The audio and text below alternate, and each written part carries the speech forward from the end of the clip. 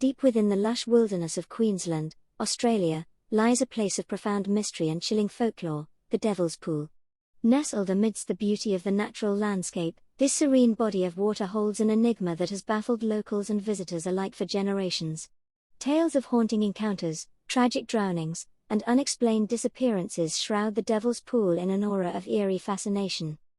The Devil's Pool holds deep significance in the lore of the local indigenous people, particularly the Kuku-Yalanji tribe, who have inhabited the region for thousands of years. According to their legends, the pool is a sacred site, home to an ancient spirit known as Yalanga, who is said to possess an insatiable hunger for souls. It is believed that Yalanga lures unsuspecting victims into the water, mesmerizing them with its ethereal beauty before dragging them to a watery grave. The history of the Devil's Pool is stained with tragedy, marked by a string of drownings and mysterious disappearances that defy rational explanation. Local records and newspaper articles document a series of unsettling incidents that occurred throughout the years, lending credence to the chilling tales that surround the site.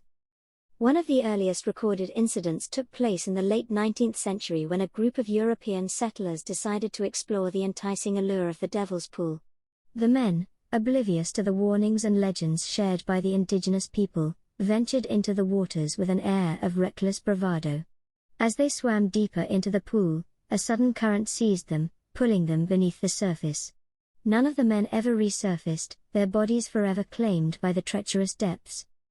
Over the years, similar tragedies unfolded, each one adding to the macabre history of the Devil's Pool. Locals whispered of shadowy figures lurking beneath the water's surface, beckoning unsuspecting victims with an otherworldly allure. Tales of eerie sightings and desperate cries for help permeated the region, leaving an indelible mark on the collective consciousness of the community. In the early 20th century, a renowned journalist named Harold Morrison traveled to the Devil's Pool, intent on unraveling the truth behind the haunting legends. Morrison delved deep into the archives, meticulously piecing together reports, eyewitness accounts, and folklore surrounding the enigmatic site. His research uncovered a startling pattern, a recurring theme of inexplicable disappearances and supernatural occurrences. Morrison's investigations revealed that the many who vanished near the Devil's Pool were experienced swimmers, their abilities seemingly useless against the sinister forces that lay beneath the surface. One harrowing account chronicled the disappearance of a young woman named Isabella Davis.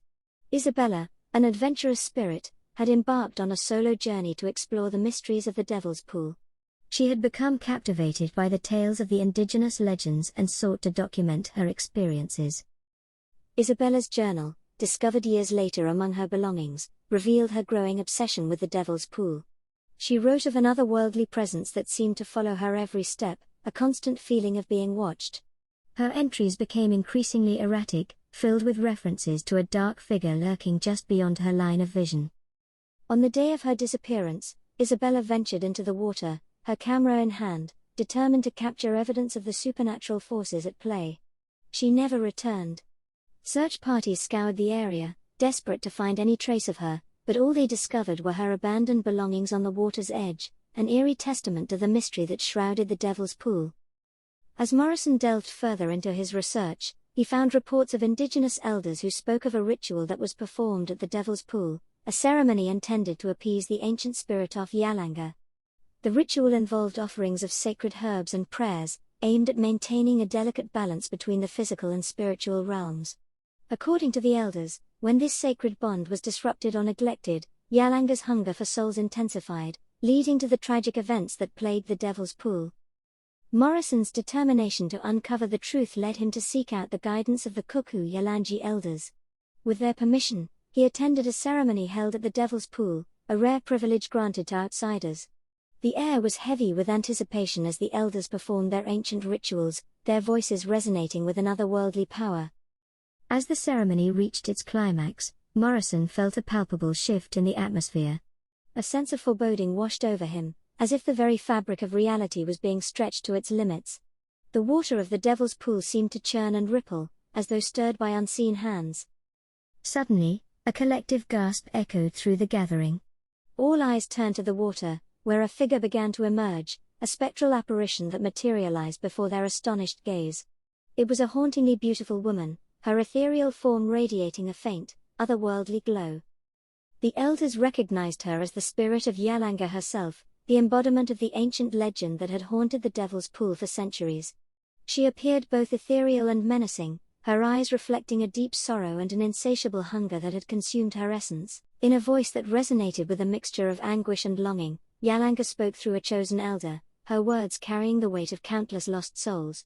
She implored those gathered to remember the sacred bond between the physical and spiritual realms, to honor the ancient rituals and respect the delicate balance of nature. Her words resonated deeply with Morrison and the onlookers, their hearts filled with a newfound understanding of the profound consequences of neglecting the spiritual realm.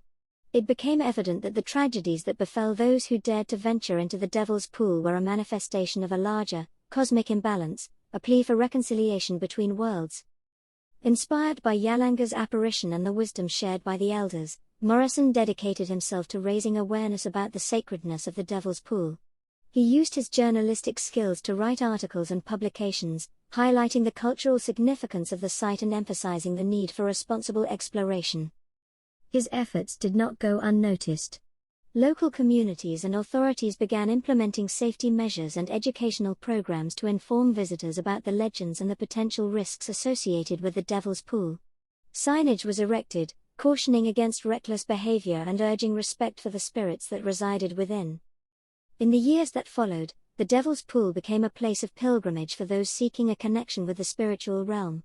Visitors arrived not only to witness its breathtaking beauty but also to pay homage to the ancient traditions and offer their respects to Yalanga and the spirits that dwelled within the waters. Today, the Devil's Pool stands as a testament to the enduring power of indigenous legends and the transformative potential of cultural understanding. It serves as a reminder that within the realm of the supernatural, there lies a delicate balance that must be respected, a balance that, when disrupted, can have profound and tragic consequences. The enigma of the Devil's Pool continues to captivate the hearts and minds of those who dare to explore its depths. Its legends and eerie tales persist, a reminder of the profound mysteries that lie hidden within the natural world. And as long as the sacred rituals are honored and the ancient bond is upheld, the spirit of Yalanga and the souls that have been lost to the waters may finally find the peace they so desperately seek.